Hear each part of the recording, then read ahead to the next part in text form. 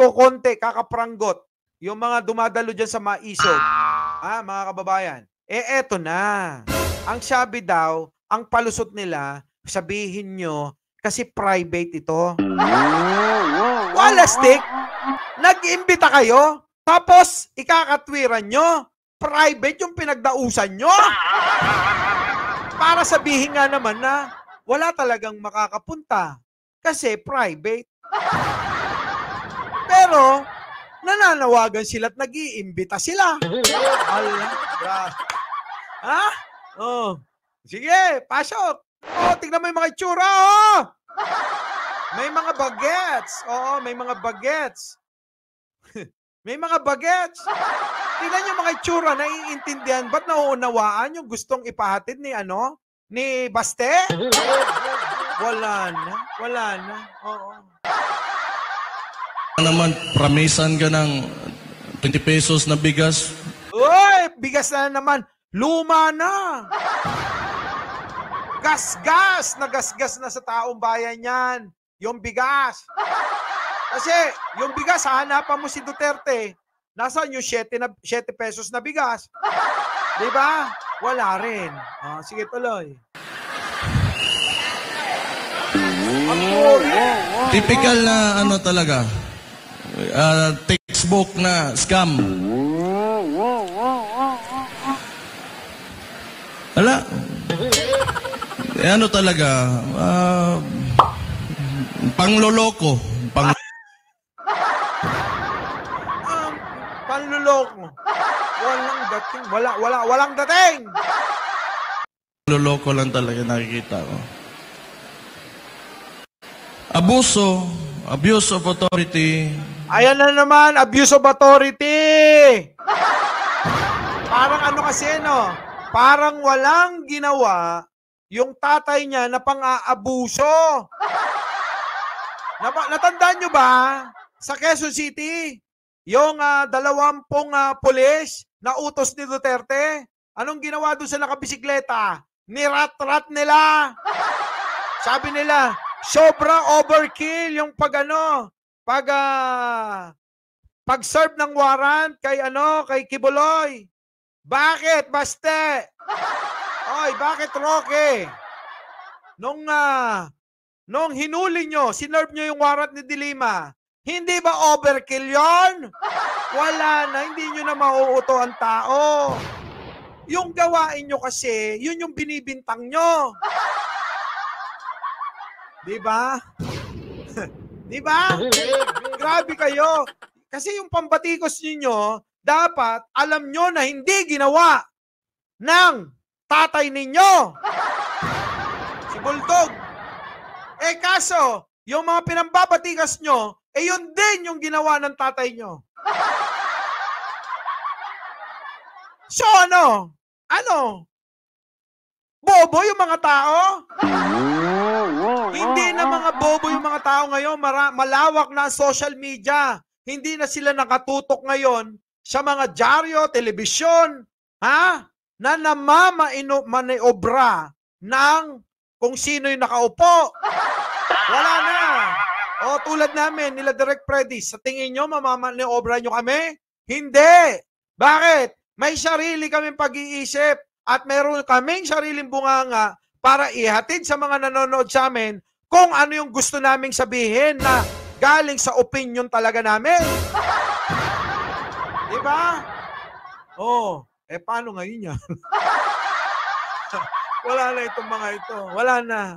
Cambio, sabay, mangungulangot. Anong amoy nun? Wala na. Durog!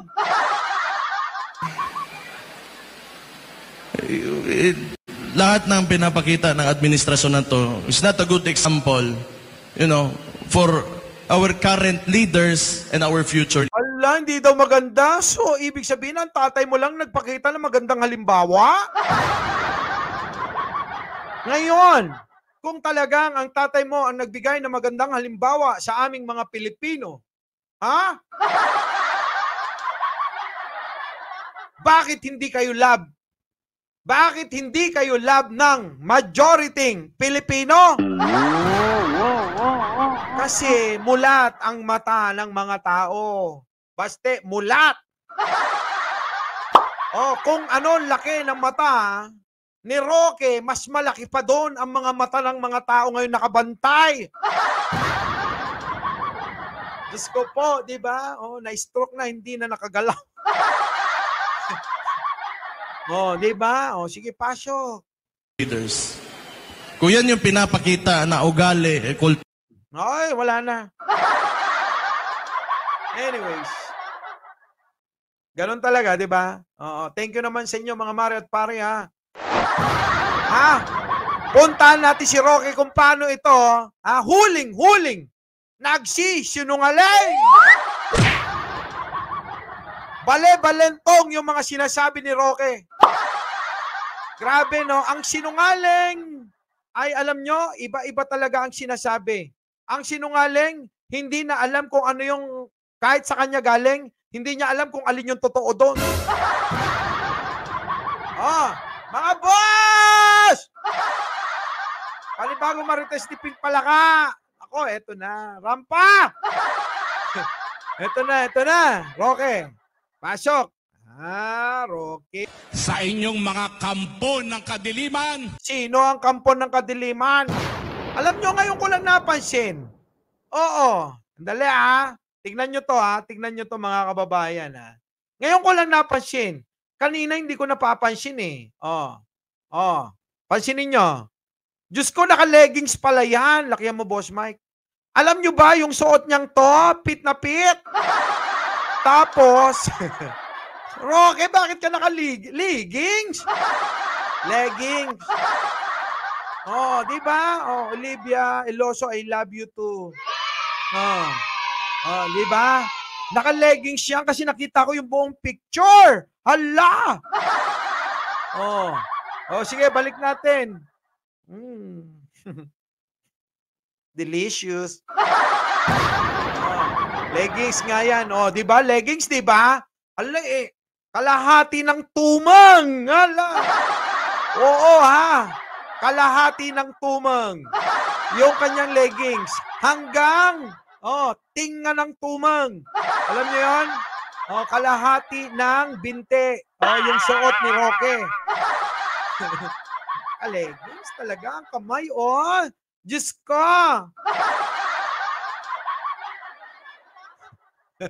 Pasok. Ito na. Ang sasabihin ko, lalo nyo kong siraan, lalo akong magsasalita. Sige na, magsalita ka na. Ito na. Panoorin nyo. Galit na galit. Lalo akong maninindigan. Dahil hindi dapat manaig ang puwersa ng kadiliman. Hala! Maliwanag, Roque! Maliwanag na. Eto ka ngayon. Debunk natin si Roque sa mga pinagsasabi niya. Pasok! Basahin nyo to, Lakihan mo, Boss Mike. Sino ba may gawa nito? Hindi ko alam. Basta ito, pinasa sa akin. Unang salita.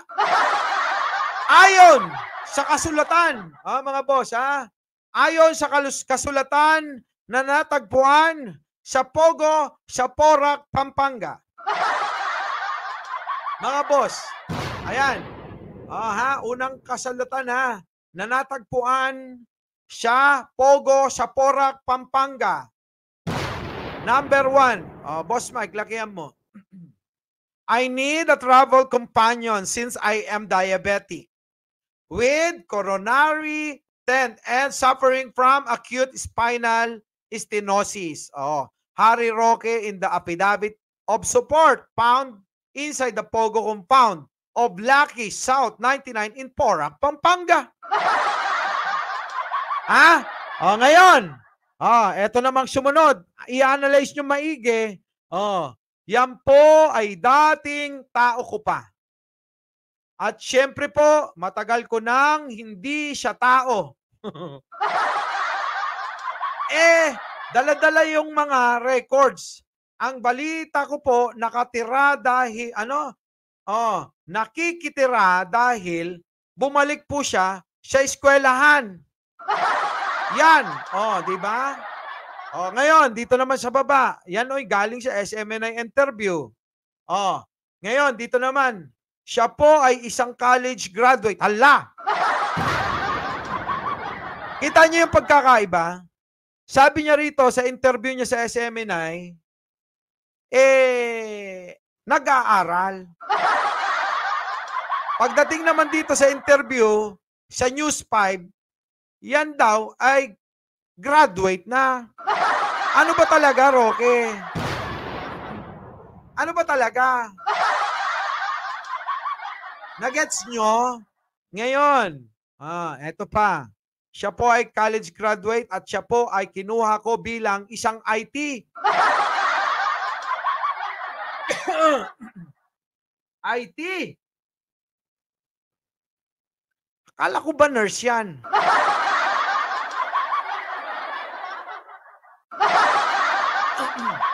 Nakita nyo?